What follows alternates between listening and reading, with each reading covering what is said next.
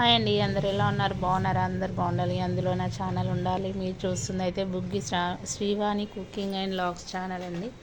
నేనైతే ఈరోజు చికెన్ పచ్చడి చేస్తున్నా. చూడండి, చికెన్ అయితే మంచి నీట్గా కడిగేసిన, కొద్దిసేపు అయితే ఆరబెట్టుకుని అందులో ఉప్పు పసుపు వేసి మంచిగా అయితే పసుపు అవన్నీ పట్టేలాగైతే కలుపుకున్నా.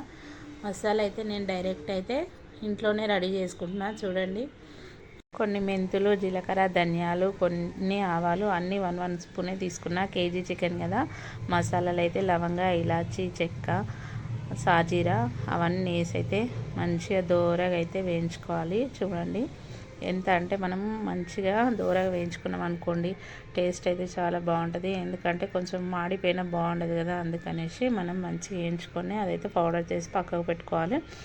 చికెన్ అయితే ఇందాక చూపించాం కదా, అందులో అయితే మంచిగా పీస్ అయితే పసుపు ఉప్పు అయితే మంచిగా అలా చేసి నానబెట్టుకోవాలి. 5 నిమిషాలు నానబెట్టుకోవాలి. చూడండి ఎంత బాగా నానిందో, చూపిస్తున్నట్టుగా అలా నానబెట్టుకున్న తర్వాత మసాలాలు అయితే వేయించుకున్నామని చెప్పాను కదా, ఆ మసాలాలు, ఎల్లిపాయలు అవన్నీ అయితే మిక్సీ చేసి పెట్టుకోవాలి.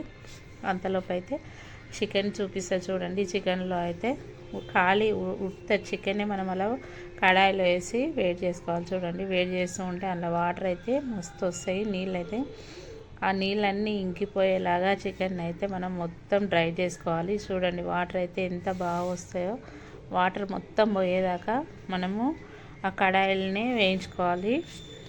నేనైతే చికెన్ పచ్చడి అయితే ఫస్ట్ టైం అయితే ట్రై చేసినందుకు మాత్రం టేస్ట్ అయితే అదిరిపోయింది ఫ్రెండ్స్. మస్తు వచ్చింది, సూపర్గా ఉంది. మీరు కూడా ట్రై చేయండి.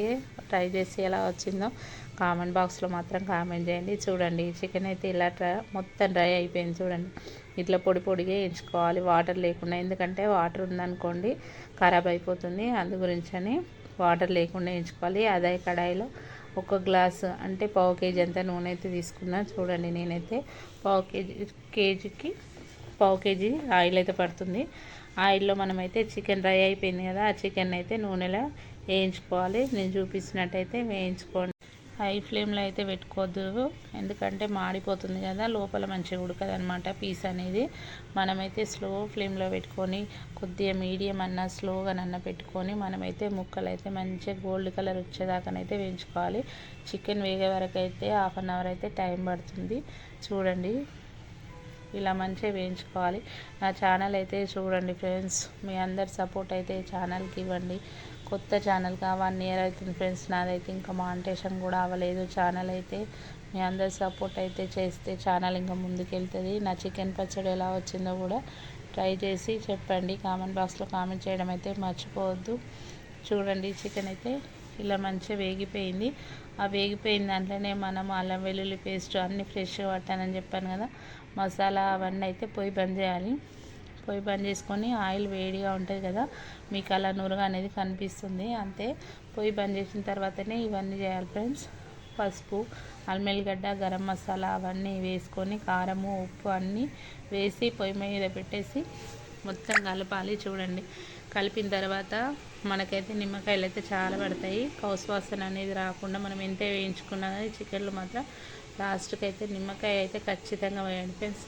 1 కేజీ చికెన్కి అయితే 5 నిమ్మకాయలు, 5-6 వరకు అయితే నిమ్మకాయలు అయితే పడతాయి. నేనైతే పిండాను. చూడండి, చికెన్ పచ్చడి అయితే రెడీ అయింది. ట్రై చేసి మీరు కూడా ఎలా వచ్చిందో చెప్పండి. బాయ్.